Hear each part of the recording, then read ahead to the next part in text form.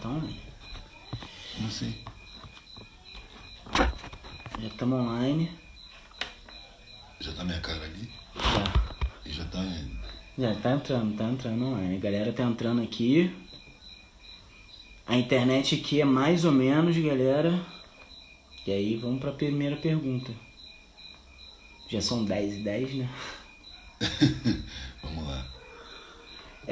Tem uma pergunta aqui do Giovanni. E aí, Edu, ele quer saber de você o que você acha de visões e revelações. Visões, vidência? Vidência, sim. Clarividência, clareaudiência. Você tem alguma história pra contar sobre isso? Tem. Convivi muito com isso. Eu mesmo nunca tive clarividência, não, mas conheci pessoas honestas que viam, e eu acreditava no que elas estavam dizendo e conferia. A gente vive entre dimensões, né? Eu já ouvi uma voz dizendo, não vai lá hoje. E eu achei que era paranoia, era uma favela, mas tô com medo de favela, que isso? Eu fui na favela, tava tendo uma operação policial, e eu tomei uma surra como eu nunca tomei na vida, velho. Mas como é que foi que tu ouviu essa voz assim? Eu ia subindo no ônibus, eu deixei a banca na Praça Sans Penha, no Rio, e eu ia no Borel. E eu ia no Borel e voltava em 20 minutos. Então eu pedi pro cigano, meu vizinho de banca, aí, olha a minha banca aí. Eu vou ali no Borel e volto. Quando eu subi no ônibus do primeiro degrau, eu escutei bem claro, hoje não é dia de ir no Borel. Uma voz, como se fosse fora. E eu parei, olhei em volta. Quem falou comigo? Não tinha ninguém. Pô, tô ficando paranoico, velho. Tô ouvindo voz. Que isso? Tô com medo do morro. Não é possível. Você tava expondo nas seis penas? Tava expondo. Eu ia rapidinho e voltava. E aí, eu fui. Que isso? Tô ficando paranoico. Com medo de ir em morro. Sou algum playboy. Paguei a passagem e fui. E subi o morro. E interessante que o morro estava apagado. Não tinha luz. E eu não reparei. Eu fui subindo na escuridão. E quando eu ia chegando no lugar onde eu ia, eu vi aquele monte, passou uma Kombi assim, o farol iluminou, aquele monte de polícia fazendo uma operação no morro. Eu ainda entrei numa biroscazinha, pedi uma cachaça. Pra disfarçar. Pra ninguém achar que eu sou da área. Mas não deu não. Os caras vieram pra cima, me arrancaram lá de dentro, eu não pedi nem beber. Ela botou... Quando eu entrei na birosca, a tia já me conhecia, eu sempre tomava uma pinguinha ali. Ela falou, meu filho, hoje não é dia de estar no morro não, você não tinha tempo, tem nada que tá aqui. Eu falei, tia, já me viram, bota uma cachaça pra mim. Ela botou a cachaça, cara, quando eu senti aquele monte de mão me pegando, me levando pra fora, tá fazendo o que aqui? Falei, buscar um alicate. Mas me deram a geral, não tinha arma, não tinha droga. Depois que eles me deram a geral, olharam pra mim, de cabeludo, hippie. Começaram a me bater, mano, e foram me batendo, eu defendendo a cara, defendendo as partes, né, dente, olho, tomando pontapé na costela. Depois eles me levaram até a beira, assim, era uma pedra que descia, do lado da birosca era uma pedra, velho, que dava nas lajes das casas lá de baixo, do patamar mais abaixo. Eles me jogaram ali, mano, e eu fui batendo, caí numa laje, pulei pro beco, saí correndo pelo beco, saí da favela. Passei uma pontezinha, tu conhece lá? Uhum. Passei aquela pontezinha, subi até a Conde de Bonfim. Quando eu cheguei no ponto tinha um ônibus parado, velho. Cheguei e entrei. Pra voltar pra sentei, E sentei. E quando eu saí, quando o ônibus saiu, baixou a adrenalina. Tô salvo, né? Aí eu comecei a sentir arder. Porque eu rolando na pedra, perdi um bocado de pele. Até ali eu não tava sentindo nada, porque eu tava apavorado, você não sente nada. Quando começou a arder, eu pensei, putz, eu fui avisado, cara. Alguma coisa me avisou pra eu não vir. E aquela coisa, eu não pretendo saber o que foi. Quando um dia eu vou ficar sabendo. Agora não posso, eu posso supor. Se eu perguntar para várias pessoas religiosas de religiões diferentes, cada um vai me dar uma explicação diferente. Porque cada um tem a pretensão de saber o que houve. O que houve é que eu fui avisado para não ir. Como? Por quê? De que maneira? De que dimensão? Não sei. Mas que existem outras dimensões, existem. Já passou vários episódios assim. Teve a vez que eu vinha voltando do Rio para a Bahia e subindo que a minha mãe era o foco da minha desunião, do corte de relações da família. Ela era o foco principal e todo mundo solidário com ela, meu pai em primeiro lugar, todo mundo tinha cortado relações comigo. E eu vinha subindo ali, carregando minha mochila e pensando, pô, minha mãe sofre pra caramba com isso. Ela faz papel de dura, ela me execa, ela me xinga, ela me agride. Mas ela é quem mais sofre com isso, cara. Ela tá sofrendo e tentando entender o porquê, pensando muito nisso. E comecei a ouvir uma voz de mulher, falando. Sabe quando você escuta uma voz falando que você não decodifica as palavras? Começou assim, eu fiquei ouvindo aquela voz de mulher e de repente eu comecei a perceber o que ela estava falando. Ela estava falando, essa mulher tem o sofrimento dela. Esse sofrimento está no caminho dela, é a construção dela. Você tem o seu caminho. Você tem que prestar atenção na sua vida, que você tem muito o que fazer. Eu levantei a cabeça. Peraí, isso é comigo. Em que cidade? Na Bahia, em Salvador. Na Estação da Lapa, subindo, na saída central, assim. E aí eu levantei a cabeça e falei, cara, isso é comigo. E vi uma mulher do lado de um poste, olhando na minha direção e falando tudo o que eu precisava ouvir. Que o caminho da minha mãe era da minha mãe, dessa senhora, ela falava. Essa senhora tem um caminho dela, se ela está sofrendo não é por sua causa, é pelo caminho dela, ela precisa perder um filho. Eu falei, caralho, é comigo que ela está falando. E aí eu na mesma hora fui na direção dela, aquela multidão passando, eu, dá licença, cheio de mochila, carregando o violão. E fui chegando, quando eu cheguei perto dela, que eu estava assim, a coisa de 3 metros dela, ela fechou o olho, virou de lado, respirou fundo e saiu andando. E eu fui atrás dela e bati no ombro dela. Ela olhou para mim com a cara de quem acabou de acordar, parecia que eu tinha acabado de acordar. E aí eu falei, minha senhora, a senhora falou uma coisa comigo ali e eu precisava muito ouvir isso. Ela falou, não fui eu quem falei. Não fui eu. E saiu andando, eu fui atrás dela. Peraí, minha senhora, no ombro, né? Dá licença, só um minutinho, eu queria entender o que aconteceu. Eu não tenho nada para explicar. Você já recebeu o seu recado. E virou e saiu andando. E eu fui atrás dela de novo, né? Micróbio. Ô, minha senhora, só um minuto, dá para me dar um minuto da sua atenção? Ela botou o dedo na minha cara. Falou, se você vier atrás de mim de novo, vou chamar a polícia. Na minha cabeça, né? Você já recebeu o seu recado. Quer dizer, foi um recado que eu recebi. Recado que tu recebeu. Que não veio do lado material, velho. Não veio. Ela incorporou ali e nem sabia. Eu nem sabia o que ela tinha falado. Sim. Então essas coisas acontecem e a gente percebe que tem coisa. Percebe que tem dimensões. Né? Informações que a gente adquire, vivências que a gente tem, leituras. Eu li muitos livros psicografados, né, sobretudo de André Luiz, são bem esclarecedores. É uma linguagem difícil, mas são bem esclarecedores.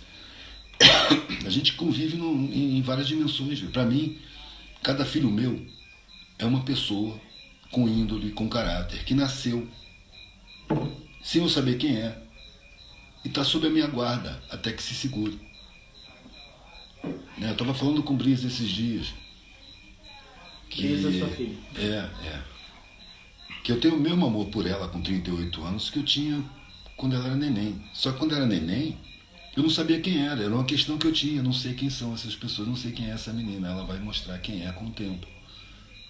E com o tempo ela foi mostrando a personalidade que ela tinha, assim como o Ravi, assim como a Dara, cada um com uma personalidade diferente, cada um Sim. tem medos diferentes, tem paixões diferentes, cada um traz sua história. Já tem uma história atrás do portal do nascimento. Então eu só posso concluir que continua a história depois do portal da morte. A morte é uma porta que a gente passa, interdimensional. Sim. Agora, imagino muitas dimensões, não só o visível e invisível, o material e o imaterial. Sim. Eu acho que existem muitos tipos de matéria, numa questão de diferença de frequência vibracional. Só que se você vibra na vida certos sentimentos, quando você morre, você vai sintonizar Sim. com o meio desses sentimentos. Você é violento, rancoroso, egoísta, vingativo, se você é caridoso, se você é solidário, se você é prestativo, se você é generoso. A sua vibração pessoal vai te sintonizar no meio imaterial que sintoniza com a sua onda. Né? Isso são coisas que a gente sente, né? Eu costumava dizer que eu tinha certeza, eu tenho certezas que são intuitivas, não são racionais. A razão não alcança. Mas eu sinto muito fortemente. E eu confio muito mais na minha intuição, no meu sentimento, do que na minha razão. Porque a razão foi aprisionada desde que eu sou criança. No modelo de ensino, na cultura do consumo, no reino da forma, né?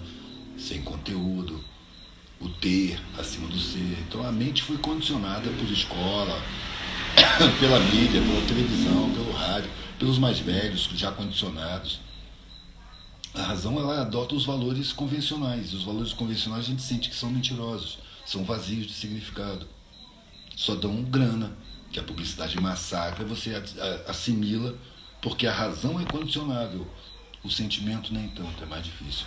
Inclusive, eu acho que é por isso que a gente recebe a noção de que o sentimento é uma fragilidade, que é melhor esconder o sentimento. Esconde o sentimento. É como se a razão fosse o que a gente tem de melhor. Não, a razão é o que a gente tem de mais condicionado. O sentimento, ele não se deixa condicionar tão facilmente. Ele é mais difícil de condicionar. Então ensinam a gente a desvalorizar o sentimento e valorizar a razão. Pela razão, na época que eu estava na universidade, eu teria ficado na universidade, teria me formado advogado. Por quê? Teria seguido porque tudo me dizia que era melhor. Eu teria garantias sociais, eu teria respeito, eu teria plano de saúde, eu teria grana, eu teria conforto, facilidade, tudo que eu já tinha. Ah, exatamente. Tudo que eu já tinha. Né? E o meu sentimento dizia que aquilo não satisfazia. Eu já vivia num meio que tinha tudo.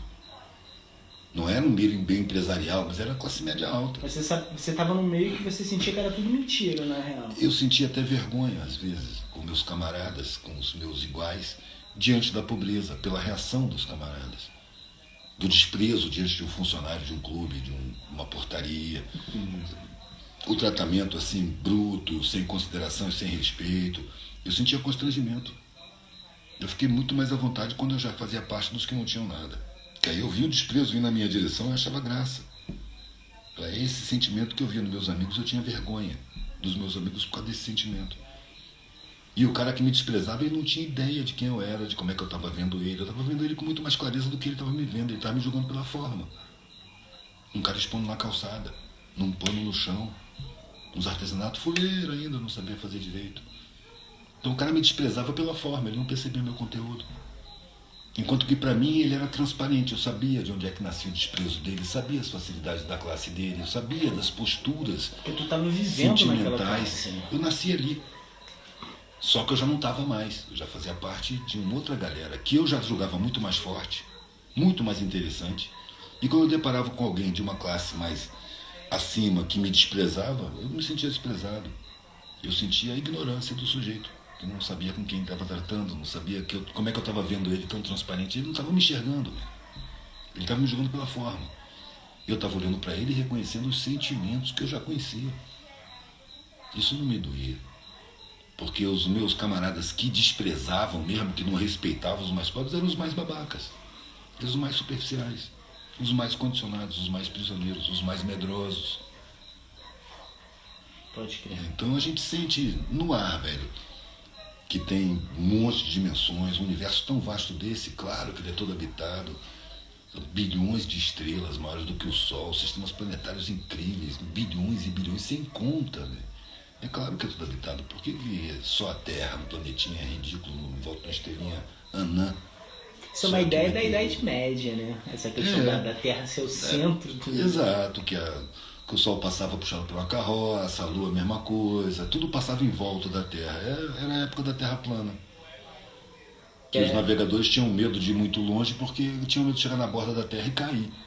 Que já fantasiavam dragões e devoradores de gente. Pode crer. E era a época que a religião tava matando pra caramba, né? Tinha sido institucionalizada, né? Quando institucionalizado o cristianismo, ele virou uma máquina de matar. Uma instituição. Como todas as outras, que matam, que não respeitam. Que parou de ter a ver com Jesus, né, também, no caso. Carregou o nome. Carregou o nome. Pelos interesses. Mas ele mesmo predisse isso, né? Pelos evangelhos, ele mesmo falou que ia ser mal usado e tal. Faz parte do processo planetário. Como isso que está acontecendo hoje faz parte do processo planetário. Sim. E ele também falou, né, de alguma maneira. Guerras e rumores de guerra, pestes e tudo mais. Pode ser. Mas é aquela coisa, mano, na hora do sofrimento, quando teve os desabamentos lá de Niterói, quando tem um terremoto, você vê imediatamente a humanidade mostrar o que ela tem de melhor. É no sofrimento coletivo, na tragédia, que o ser humano mostra solidariedade, altruísmo, um sacrificando pelo outro, dividindo as coisas. Enquanto que nos tempos normais, quando está tudo bem, as pessoas se fecham, ficam com medo, egoístas, desconfiando de todo mundo, disputando tudo. Então, no caso, no processo evolutivo, o sofrimento tem um papel importantíssimo. Não é querer fazer apologia do sofrimento, não. Sim. Mas como eu já falei várias vezes, eu olho para a minha vida e percebo que os momentos em que eu cresci, aprendi, ganhei capacidade de superação, ganhei visão, sabedoria, foi os momentos de sofrimento. Demais. Foi os momentos de dor. A dor me ensinou muito. Então, quando eu percebi na dor uma função didática, ela perdeu o aspecto dramático, trágico, sabe, de injustiça. Quando chega o sofrimento, é de se perguntar o que eu tenho que aprender com isso. O que eu podia ter visto, o que passou na minha frente. E eu ignorei, que podia ter evitado chegar nesse ponto. É só você refletir. A própria superação da dificuldade já te cria uma força espiritual. Então o sofrimento no nosso nível primitivo ainda, ele é necessário, porque ele faz a gente andar. Quando está tudo bem, você se acomoda, cara. Você não quer saber de nada. Está tudo sobrando, está tudo com grana, pá, vamos curtir.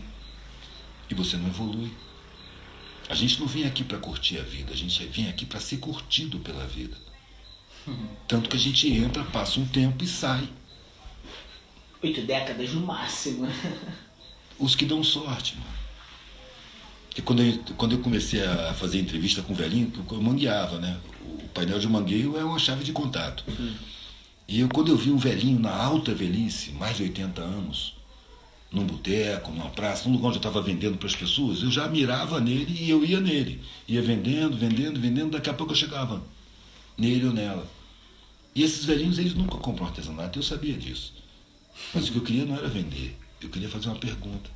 Oi, tudo bem? Quer dar uma olhadinha? Não, meu filho, eu não compro nada disso, não. Eu posso fazer uma pergunta? A vida vale a pena? A vida passa rápido? Você gosta da vida que você viveu? O que você acha da vida? Eu ia perguntando, ia vendo. Eles iam confirmando a minha intuição. A vida passa muito rápido, eu passei muito tempo pagando carnê, pagando prestação, dei maior valor para coisas que não têm o menor valor. Sabe, me preocupei com a visão dos outros, eu me reprimi, a vida passou rápido, a sensação de ter vivido em vão é muito comum. Parece que a vida é vazia. Como aquele primeiro velhinho milionário, as pessoas me veem como um empresário bem-sucedido, um vitorioso, um vencedor, e eu aqui no meu coração me sinto um fracassado. Quando eu percebi que a morte estava na minha frente, o cara estava com mais de 90 anos, sei lá, estava bem velho. Tinha até uma enfermeira do lado e ele tomava um monte de remédio. Quando eu percebi que a porta da morte estava na minha frente, pronta para abrir, eu olhei para a minha vida e ela tinha perdido o sentido. Ele correu atrás dos valores que a sociedade impôs. Ele acreditou no que disse a sociedade.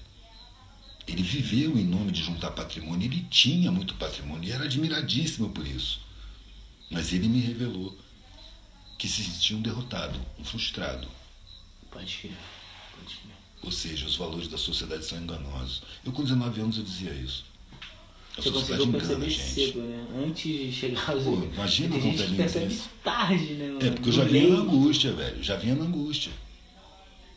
O que me acenava eram privilégios. Você vai ser privilegiado, você vai ficar mais rico, você vai ter mais grana. E eu olhava para aquilo e falava, pra quê?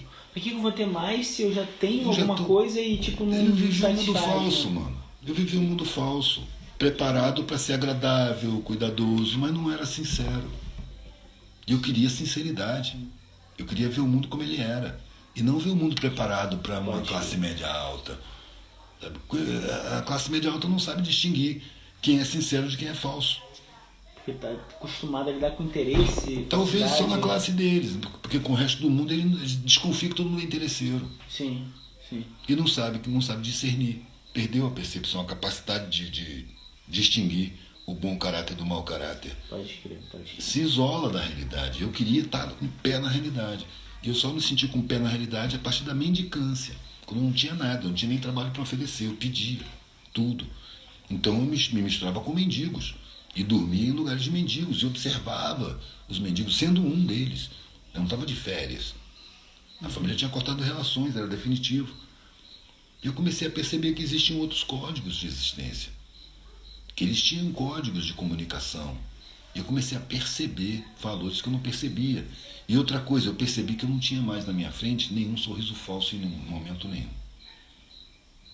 O interesseiro, aquela pessoa que me recebia na porta do clube ou do cinema sorrindo, olhava para mim com desprezo. Era E sincero. quando alguém era sinceridade, quando alguém sorria para mim, eu sabia que o sorriso era sincero. Pode crer. Era para minha pessoa, não era para minha classe que já estava desclassificada. Era uma exceção do caralho, né? Alguém sorrir pra tu porque você Tem não tem muitas. valor social nenhum, porque Tem muitos. é uma exceção. Tem muitos, incrível. tem muitos. Eu me lembro de estar em pé em Itabuna, com um paninho de nomezinhos e torcendo arame, fazer só nomezinho que eu fazia. Torcendo arame, assim, com aquela barbinha rala, cabelo comprido, pá, encostado numa loja fechada, várias pessoas vendendo coisas, e eu ali em pé, expondo no braço e torcendo arame. Passei assim uma manhã inteira. Quando foi umas 2 horas da tarde, chegou uma senhora com a quentinha. Falou: olha, meu filho, eu estou vendo você trabalhar aqui desde de manhã, você não comeu nada. Eu trouxe essa comida para você aqui. Eu falei: ô, minha senhora, a senhora se preocupou comigo. Ela falou: você parece Jesus Cristo. E me deu a quentinha. E ainda te pus dividir, porque... Itabuna. Itabuna. Que ano era isso? Mais ou menos. 81, 81. por aí. E aí, ano passado, em Itabuna, também a gente teve aquele acontecimento forte. No evento lá do motociclista bêbado. Motociclista. Tem uma outra pergunta aqui pra você. Mas antes dessa pergunta, na real, Edu, eu queria te fazer uma pergunta aí. Porque você contou essa história do velhinho e que ele tava chegando perto da morte, na real, e ele olhou pra vida e falou: caralho, mano, não tem sentido. E eu particularmente acredito que o coronavírus acaba sendo uma oportunidade, aspas, pra muita gente mais nova, da minha idade, tipo 30 anos, poder olhar e falar: caralho, tô vulnerável, posso morrer. Porque o coronavírus está realmente matando mais de 1.000 pessoas por dia no Brasil, por exemplo. Então acaba sendo uma oportunidade de você olhar pra sua vida e falar assim: cara, será que tem sentido? Você acha que tem alguma função nisso, tipo, do coronavírus, poder botar as pessoas nesse aspecto? Porque assim, é como se eu pudesse hoje chegar à conclusão daquele velhinho, porque eu posso morrer, tá ligado? Tipo, Todo por causa do mundo. coronavírus. Todo mundo. É, mas agora ficou mais urgente, né? A questão, tipo, cara, se eu pegar o coronavírus eu posso morrer. Numa prateleira de supermercado, tá ligado? Tipo, não é mais um tiro de bala de fuzil. A Mas o classe tiro média pode ser continua. atingida, claro. Você está falando um pensamento de uma classe mais protegida. Exatamente. Para a rapaziada Agora, de a morte, baixo, velho, a exatamente, ameaça sempre do foi. Covid é uma ameaçinha a mais. A mais. Tem a bala de fuzil, tem a polícia matando, assim. Então, Mas matando. agora o Covid ele chegou em todas as classes e as pessoas podem se perguntar assim: cara, será que valeu a pena? Você acha que tem essa função do coronavírus? Das pessoas olharem para a vida delas e falarem assim: cara, será que valeu a pena? Será que tá valendo a pena? Ó, velho, para mim, que tem função é evidente. Mas não é uma função única. São várias. Em cada vida, em cada mentalidade, em cada pessoa, vamos dizer assim, não é um aprendizado, é uma oportunidade de aprendizado. É uma oportunidade de reflexão. E que tem muito sofrimento envolvido, né? Mas o proveito da oportunidade depende de cada um, velho. Vai ter aquele que vai se revoltar, vai ter aquele que vai se deprimir, vai entrar em crise, vai querer se matar. Tem muita gente se matando. Pois é. Bom se falar. O suicídio ultimamente tem sido porque a sociedade é angustiante, velho. A vida proposta é angustiante. E a vida proposta é sob ameaça. Ou você anda na linha, ou você vai sofrer, vai ser marginalizado, vai se perder. Vai ser As um pessoas... fudido, vai ser um vagabundo. O vai medo ser... induz as pessoas a uma vida que não tem sentido. Sim. A razão diz a ela que tem, mas o sentimento não se conforma. O sentimento não vê sentido. Daí pessoas que inclusive conseguem coisas na vida, bons salários e tal, tem que tomar antidepressivo, velho, porque tem uma angústia muito grande dentro de si. Aquilo não faz sentido para a alma, não faz sentido para você mesmo, faz sentido para a sociedade, para a sua vida física, para quem não vai morrer nunca. Quando você tem a morte como certa, os valores sociais eles caem assim muito fácil. E é preciso essa mudança de valores para que se mudem comportamentos, objetivos de vida, valores, para que se possa começar a construir uma outra sociedade. Pode ir. Foi dado um freio nessa, né, velho? Deu um freio. Mas os maquiavélicos estão por trás, mano, mexendo seus pauzinhos, tal, fazendo as coisas. Usando disso. Usando né? disso. Fazendo aquilo que o ministro falou na reunião lá. Aproveitar que está todo mundo preocupado com a Covid boiada. e passar o rodo. Só queimar a mata, expulsar quilombola, matar índio.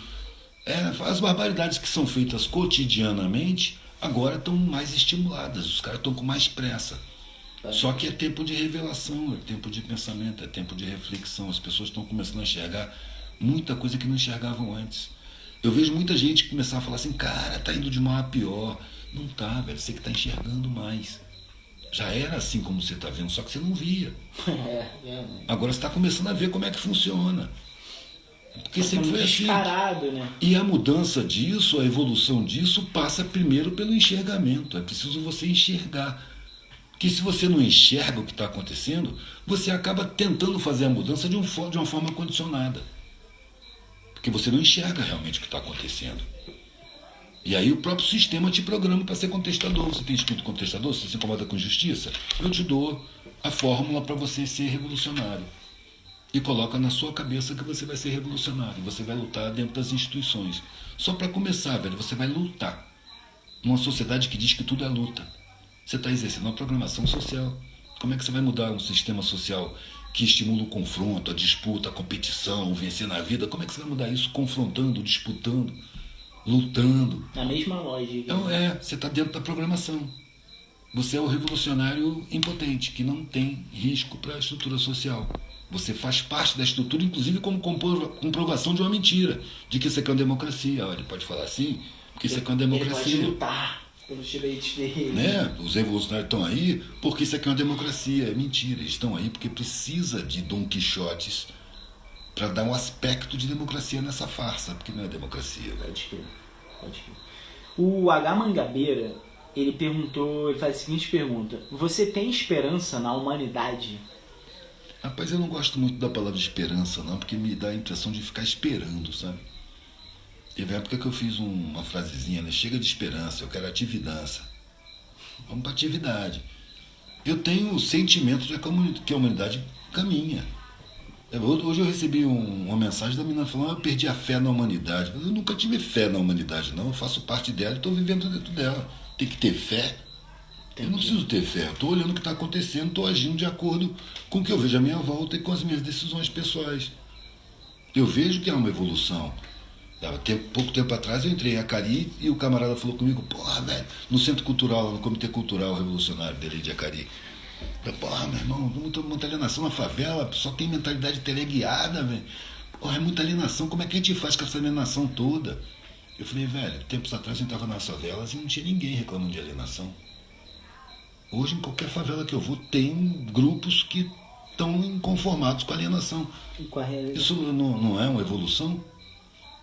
A coisa caminha, só que não caminha conforme dita o nosso ego inflado, porque a gente está numa sociedade que infla o ego, né? Sim. Então, se eu quero ver mudança no mundo, eu exijo ver a mudança vivo. Eu faço parte de uma mudança que vem há milhões de anos. A nossa sociedade tem 2.500 anos, 3.000 anos no máximo, esse modelo europeu, né? Greco-romano. São milhares e milhares de anos. Eu nasço, eu tenho o quê? 50, 60, 70 anos. Eu estou participando de uma mutação permanente. É só pegar a história que você vê que a mudança acontece o tempo todo. Dia a dia, mês a mês, século a século. Está sempre mudando. Então eu participo dessa mudança sem ter a pretensão arrogante de concluir essa mudança. Eu não quero ver uma sociedade justa. Eu gostaria, mas eu sei que não vou ver, não vai dar tempo. Mas eu trabalho para uma sociedade mais justa. Porque se eu não trabalhar para uma sociedade mais justa, minha vida não faz sentido. Eu vou ser uma gota no oceano. Eu vou ser um empurrãozinho no caminhão. São 100 pessoas empurrando. Quantos milhares de pessoas antes da gente já tiveram aí conscientizando, esclarecendo, sensibilizando? Quantos mais vão vir depois que eu passar? É que eu estou só querendo fazer o meu pedacinho, pequenininho, insignificante. Fazer com que esse pedacinho insignificante seja totalmente significante para mim. Eu quero, quando morrer, comemorar a vida vivida. E não ter a sensação de ter vivido em vão. Isso eu já tenho hoje. Pode crer. Tem uma pergunta aqui do Matheus Dantas, Edu, que é: qual a importância dos agricultores na sociedade? Total, né, mano? Quem é que planta? Quem é que colhe? Todo mundo tem que comer. Os agricultores são fundamentais. Agora, se a gente vê o domínio da agricultura por empresas, a gente já vê a deturpação total da agricultura saudável. É química braba, é fertilizante químico. Fala, porque tem que usar tecnologia, o conhecimento, balela. Balela. Os conhecimentos ancestrais têm condição de produzir sem envenenar o alimento. Porque se você come comida industrial, sempre, você vai adoecer. A quantidade de química que tem ali, de conservante, aromatizante, colorante, glutamato monossódico, realçador de sabor, é tanta química que se coloca para lucrar, para conservar, para fazer o alimento ficar bonito, que o que pouco importa para essas empresas é a nutrição das pessoas, importa é o lucro, a qualquer custo. A saúde também não interessa, porque tem um sistema de saúde aí que é da medicina lucrativa, que se interessa pela doença, porque doença dá lucro. Você não viu um representante aí da medicina falando que os hospitais estão falindo porque não tem mais acidente de automóvel? Velho, não ter acidente de automóvel não devia ser um objetivo social. O cara pede pelo acidente de automóvel porque aí chega nego estropiado e dá lucro para o hospital. Quer dizer, a mentalidade é anti-humana. É pela morte. É pelo lucro. Se a morte der lucro, então tem que haver morte. Morrer todo mundo vai, velho. Mas a gente pode ter uma vida saudável. Olha quanta gente toma remédio. Quase todo mundo toma remédio. Quando eu era moleque, eu morava numa sem saída na Tijuca, eu morei 2 anos ali. A gente jogava bola e nós, crianças, meninos, sabíamos de uma certa janela que tinha uma mulher com câncer. Um apontava, puta, naquela janela lá, ó, tem uma mulher com câncer. Era uma coisa fora do comum, Hoje qualquer janela tem câncer, mano. Hoje o câncer é uma pandemia. Pela alimentação industrial, pelo modo de vida angustiante. A gente se acostumou, como pressões. Se a gente tivesse se acostumado a um coronavírus, né? Como se a gente tivesse acostumado a uma sociedade desumana, velho. A uma vida sem saúde. Uma Sempre vida não estivemos saudável. em crise. As pessoas não se questionam por que tomam remédios. Elas simplesmente tomam. Não questionam. Você vê, quando eu comecei a ter filho, eu comecei a estudar alimentação. Eu já não comia carne. Arroz integral, não comia açúcar branco. Quando eu comecei a ter filho, mano, eu comecei a estudar alimentação. E aí meus filhos não comiam nada artificial. Eu nunca comprei um enlatado, nunca dei um refrigerante para um filho meu. Eu tinha medo, porque eram venenos, viciantes, que adoeciam. Então era só suco, era só pão integral, era arroz integral, era comida orgânica. E eu ganhava muito pouco. De vez em quando, várias vezes aconteceu, de eu perceber que se eu pagasse o aluguel e as contas, eu não ia ter dinheiro para dar a alimentação que eu dava para meus filhos. Eu não tinha dúvida, eu entregava a casa e ia para a rua. Ia para a estrada, que era mais divertido do que ficar na rua. Na rua, se você fica muito tempo numa cidade, você começa a ficar triste. Então eu só tocava de cidade, ia para a estrada, para as crianças era uma aventura. Aventura, eles comemoravam. E a gente pegava a estrada e dormia. E aí tudo que eu conseguia de grana era para alimentação. Porque para dormir eu não pagava nada, não pagava luz, não pagava só comida. E eles comiam a comida. E eu me sentia privilegiado. Na Praça 7, em Belo Horizonte, debaixo da Marquise do Itaú, que dormia um monte de gente, que é uma marquise enorme. Dormia um monte de gente. Eu sabia que eu estava com um papelão melhor que tinha, que eu já tinha ido numa casa de eletrodoméstico, falado com os vendedores. Aí, irmão, quando for terminar o dia aí, vocês ficam cheios de caixa de papelão grande aí, não fica? Tô aí com meus filhos, pá. Geladeira? Chegar, fogão, geladeira. Eu armava um apartamento, mano. Às vezes abria a caixa, dormia todo mundo, mas meus filhos estavam com um arroz integral na barriga, tinham escovado os dentes numa garagem, que eu já conhecia um porteiro, pedia um garagista, arrumava uma torneira, mano. Escovava os dentes do meu filho, dava banho, roupa limpa. Sabe como? Eu me sentia privilegiado, porque à minha volta ninguém tinha conhecimento. Era ignorância. A ignorância era muito grande. E ali, naquela situação, não adianta você querer falar com as pessoas que açúcar faz mal. Ele vai rir da sua cara, velho. Você não pode falar com um menino que acabou de pegar um sonho velho numa padaria que estava fechando, o cara ia jogar no lixo e deu pro menino. Ele vem com aquela coisa cheia de anilina, açúcar e trigo branco. E ele deita e come e dorme, velho, com a boca suja. De doce. Não dá pra chegar, ô moleque, pô, toma aqui uma escova, mano, vai escovar o dente. Ele vai dar risada, não vai te levar a sério. Você sabe que aquela ignorância está incrustada, isso é abandono do Estado, é crime social. O Estado viola a sua Constituição com essas pessoas.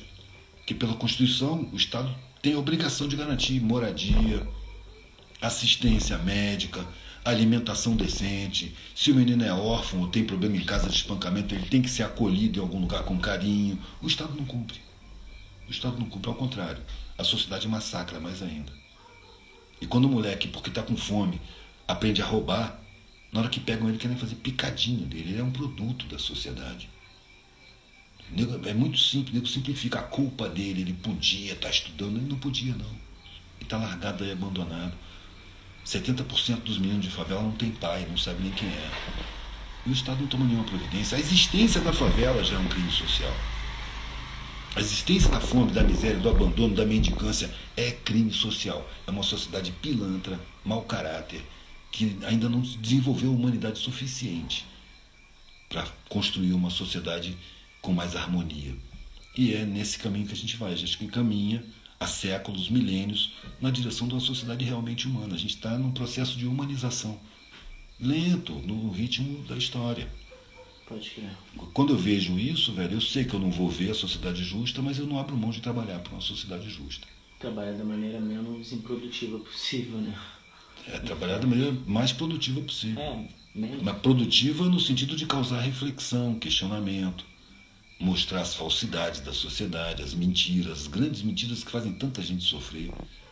Pessoas que se sentem inferiores porque não se adequam, não têm temperamento para isso. É uma sociedade que exige, velho, que no mínimo você cale a sua consciência diante das injustiças. Porque se você reclamar de injustiça, você começa a ser marginalizado. Você falou de miséria, sabe, de resolução de problemas reais da coletividade, já te classificam logo como comunista. Ele não sabe nem o que é comunista mais. Mas já te criminaliza. O que você tem que ser? Indiferente ao sofrimento, velho. Isso aí, para quem tem sensibilidade, é um sofrimento. Exatamente. Se você é um pouco mais sensível, você é comunista. Não, você tem que se calar. Se você é um pouco mais sensível e se expressa e questiona, aí você é polêmico, você é comunista, você é radical. Gosta de causar Mas desavença. eu vejo muita gente que tem essa sensibilidade, velho, e cala, e se enquadra, e sofre muito por estar calado e enquadrado.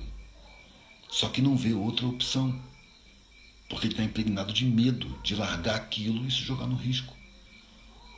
Porque a sociedade te impõe a necessidade de segurança, te põe muito medo, então você tem que ter segurança. E essa segurança te aprisiona, porque liberdade é risco. Segurança é prisão. Não é à toa que segurança máxima é a pior cadeia que tem.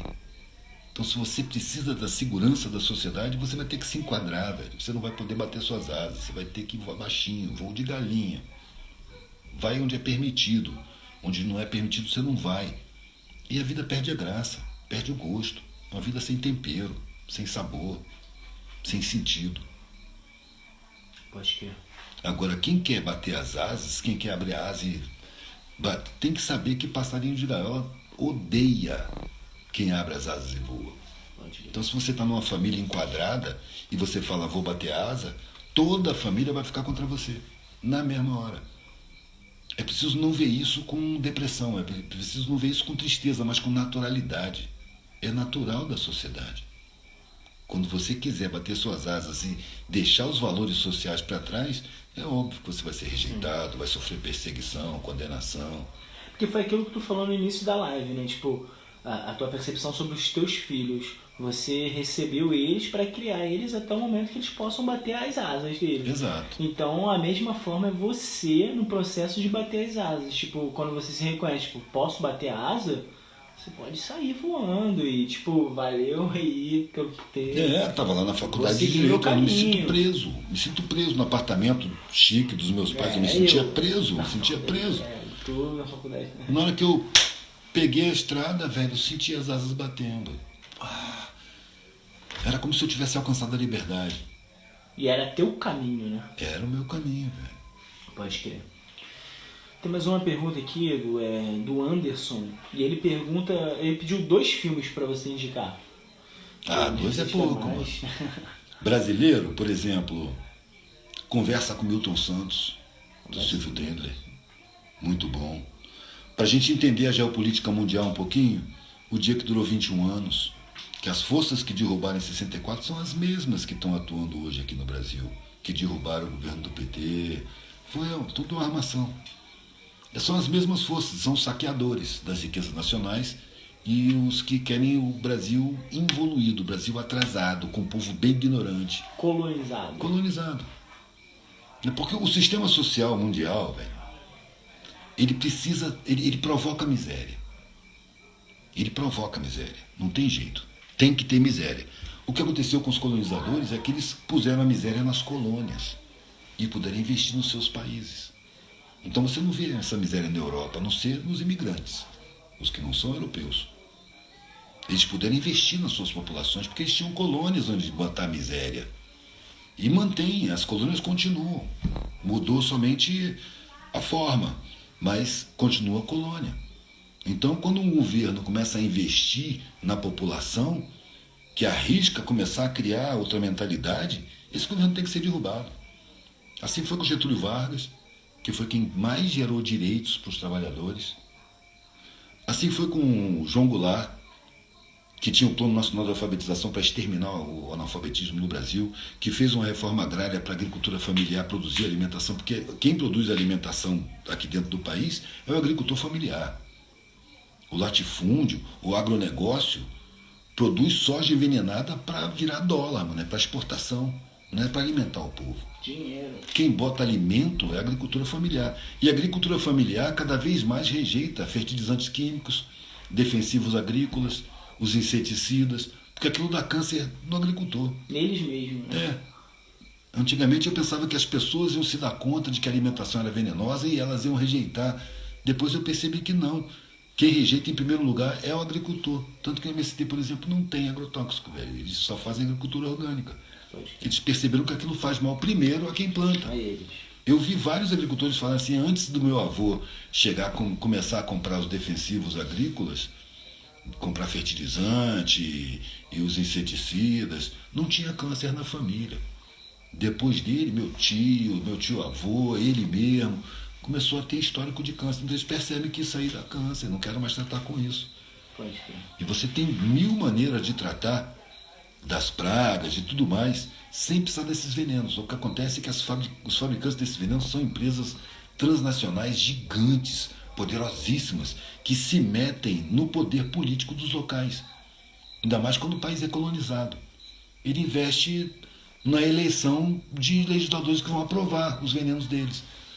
Agora, enquanto cada dia de manhã o presidente fala um disparate que a imprensa se ocupa daquilo o dia inteiro, passaram mais de 150 químicas proibidas em outros países mais esclarecidos da Europa, por exemplo. E química agrícola, que está sendo usado no Brasil. Produtos proibidos em outros países porque são venenos reconhecidos. Aqui passou tudo, aproveitando que a ignorantização do povo, a manutenção do ensino público no nível super baixo, a manutenção do ensino privado a nível só de mercado. Você não toma consciência das coisas, você só quer ganhar dinheiro. Você só quer ter uma boa posição no mercado. Você não se sente parte do coletivo, você está numa arena competitiva, essa mentalidade é criada. A função da humanidade, o destino da humanidade é a criação de uma sociedade em harmonia, onde não haja abandonados, onde não haja fome, onde não haja miséria. Mas no momento nós não temos nenhuma escola que fale a esse respeito. Nenhuma escola prepara a pessoa para integrar uma sociedade harmônica, para harmonizar a sociedade. Isso não se fala, porque nós estamos na mão do mercado. E nesse período de coronavírus, de confinamento, é um período de reflexão. Muita gente está começando a perceber como as coisas funcionam. Muita gente está começando a tomar noção. Ao mesmo tempo, muita gente está rejeitando, muita gente está ficando puta, com razão. Estamos crescendo, aí depende de cada um. Depende de cada um, é cada processo. A minha parte da coletividade sou eu mesmo, velho. Então, o trabalho que eu tenho que fazer é em mim mesmo. Pode crer. Fazendo um trabalho em mim mesmo, o meu comportamento vai emanar para fora, sem eu ter a arrogância, a pretensão de estar conscientizando ninguém. E respostas para tudo. Ter resposta para tudo. Não. Pode crer. Agora, o tempo está acabando aqui, né? A gente tem que encerrar até a live para poder salvar ela e deixar ela exposta. Tem uma última pergunta aqui que a gente vai deixar, no caso, para semana que vem, na quarta que vem, às 10 horas, que é: o que você acha sobre a maconha e se você já usou? Mas no caso, vamos deixar para semana que vem essa pergunta. E é isso, você quer falar mais alguma coisa de consideração final? Não, eu usei todas as drogas que passaram na minha frente num determinado período da minha vida, né? Se alguém balançasse uma gosma verde e falasse isso aqui dá onda, eu metia a mão e falava, como é que toma? Por um motivo muito simples.